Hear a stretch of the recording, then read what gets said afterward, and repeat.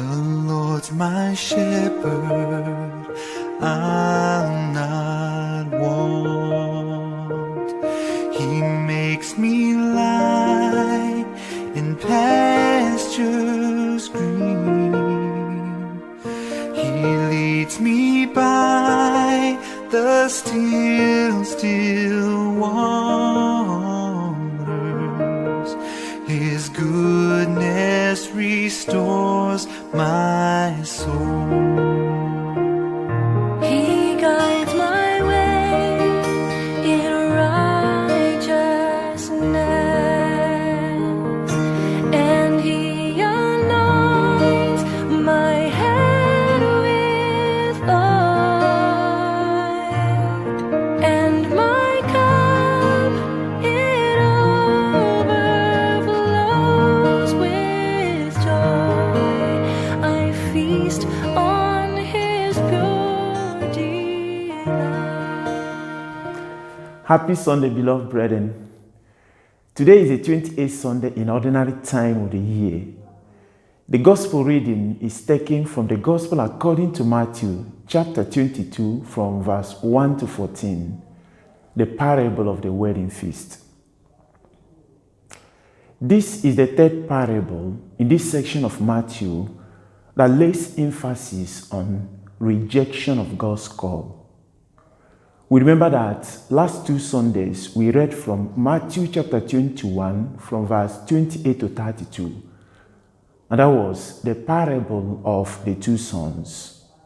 One said yes and never went. The other one said no and later went.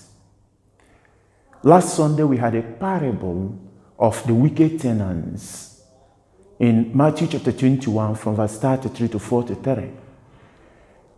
That was the picture of rejection of God's favor to the first people He called. Today we have a similar image that a king prepared a wedding banquet for the son. He sent his servants to go and tell those invited to come into the banquet hall. Those invited could not listen to them. When everything has been made ready, he sent another group of servants to go and invite those who had the invitation to come and participate in the banquet. This time around, not only that the second group that went out did not come back with the invitees, but the invitees maltreated them and dealt with some of them. So, because of this last experience, the master decided to invite various forms of people into the banquet hall, both good and bad. The picture we have in this parable is a picture that is very clear because of the allegorical features that Matthew used in presenting the parable. Of course, we know from this image that the person that prepared the banquet is God the Father. And the wedding feast that is being referred here is Jesus Christ Himself, who identified Himself as the bridegroom already in Matthew chapter 9 from verse 14 to 15. And the wedding itself is the union between Jesus and humanity, because Jesus was God and decided to come and assume the form of a man. So this union that brought salvation to humanity is the wedding banquet that God prepared for His people. And those invited, the first group invited, represents the people of Israel that had the first invitation to come into the banquet hall. And the servants that went out to invite them, those first servants represent the prophets of old who went out early enough to invite the people of Israel. When they could not come, when the banquet was ready, the Lord sent another group, this time around Christians, apostles, and the disciples of Jesus Christ, who went out to announce the arrival of the kingdom when the banquet was set. So this latter group, not only that the group they invited never heeded to them, but they punished them, they persecuted them. Here Matthew is making reference immediately to the persecution that the early Christians suffered, and that persecution came in within the period that followed the destruction of the temple of Jerusalem and the city. And that's why when this second group came back without having the invitees in the banquet hall, Matthew stated that out of anger, the king sent out his troop to come and go and destroy those wicked invitees and their cities. And that made reference to the city of Jerusalem that was destroyed 40 years after the ascension of Jesus Christ, around 70 AD. So the whole picture is a picture of God who invites humanity to come and participate in the banquets of life. It is interesting to know the Greek word used here to describe the banquet. It is gamos. The word gamos occurred about 16 times in the New Testament. And in this passage alone, Matthew used it for 8 times. That is, half of the occurrences of gamos in the New Testament is found in this parable. That gives us the impression that Matthew builds up the parable strongly on the significance of God inviting humanity to eat and to drink and to enjoy the banquet of life. The first thing that comes to our mind in this image is the invitation that God makes to humanity is the invitation that has the image of joy and happiness. Because the wedding banquet is considered as the highest celebration in the time of Jesus Christ, where the invitees happily go to enjoy themselves, and it's prolonged. And so if the image of God's salvific invitation to humanity is presented in the form of a wedding banquet, it means God wants us to see the happiness, the joy, and the fulfillment that awaits all those who will accept this invitation. That's why Paul always insists on the aspect of joy for every Christian. Paul says, rejoice always. Again, I say rejoice. In Philippians chapter 4, verse 4. He insisted that, for me, I can do all things by the power of the one who strengthens me. Philippians chapter 4, verse 13. Indicating that once you accept the invitation of Jesus Christ, you have every power, every grace. You are fulfilled as a human being. The second aspect that we notice in this image of the banquet is the invitation of God to humanity has a picture of free gifts that God has offered to his children. All those invited, we are not invited because they will have to pay anything. They were invited because of the gratuitous disposition of the one who has prepared the feast. The gift of God to humanity is a free gift. All of us are invited to enjoy the free gift of God, the free gift of salvation brought by the suffering and death of Jesus Christ. And the third important significance of representing the Christian invitation to salvation with the image of the banquet is that of fraternity and sharing. The banquet hall is meant to be a place where everybody feels at home. Everybody is considered to be equal to one another. We share the blessings of God together. We share the favors of God together.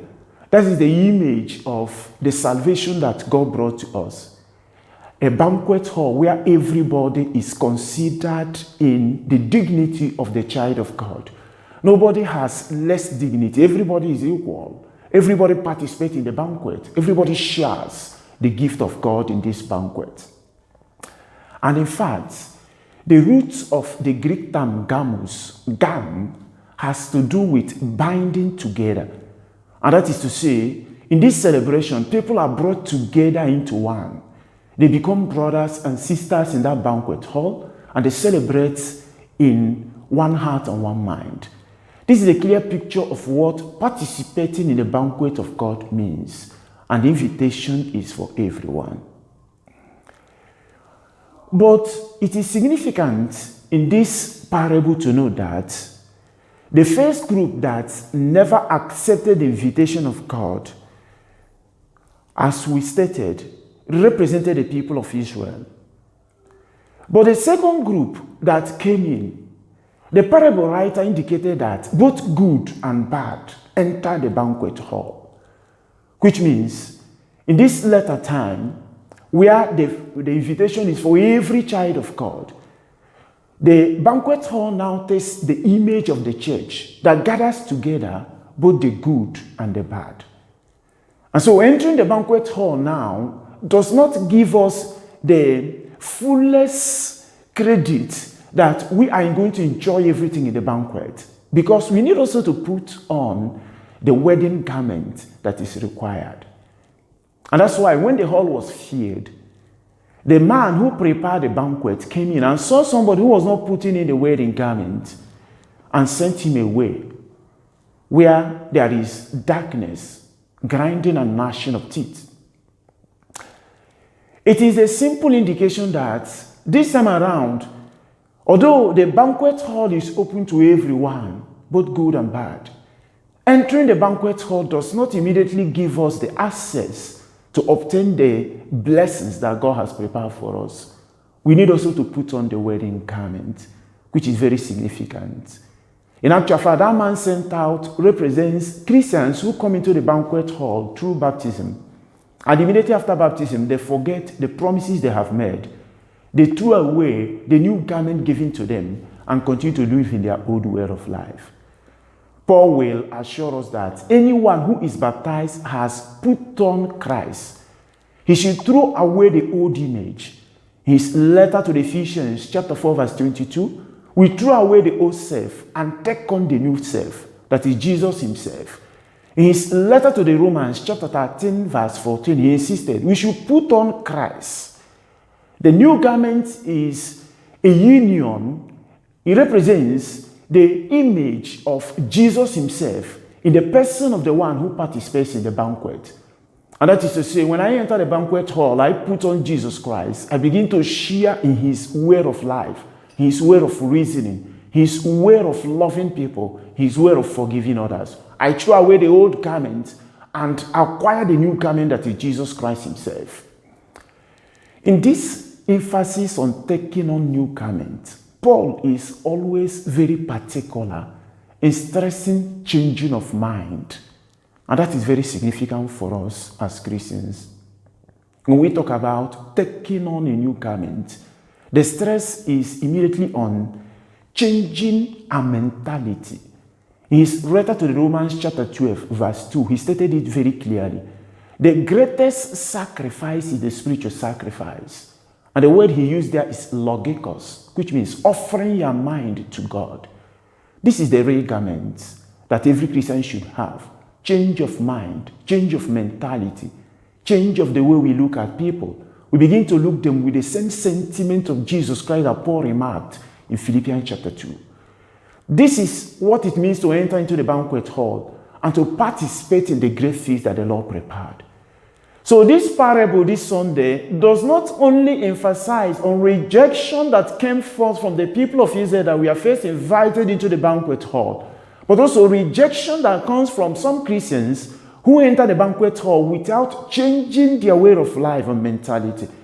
And that is the last stress. He says, the man thrown out is thrown out into the darkness. It gives us the final impression that not being part of the banquet hall, either by rejection of the invitation or coming in without wearing the wedding garment, leaves us in the dark. If we don't enter the banquet hall, we live in the dark. If we don't accept Jesus Christ, we live in the dark. If we don't accept his word and the gospel, the way of life he has taught us, we continue to live in the dark. And that is the image that Matthew draws. When he uses the same expression he used in Matthew chapter 8, when he said that many people will come from east and west We come from north and south and join Abraham in the kingdom. But the children of the kingdom will be thrown out, where there will be gnashing of teeth. The same image also we get in Matthew chapter 25, when the servant who came back did not produce any fruit, verse 30, he said, take away that 1 talent and give it to the one who has more. Let that lazy servant be thrown out into the darkness. The stress here is very strong, that if we don't enter the banquet hall with the wedding garment, we remain outside in the darkness where there is no joy, no happiness, no peace. On this point, beloved brethren, I wish you a blissful celebration of the Word of God and a happy Sunday. There once was a mighty king. His son was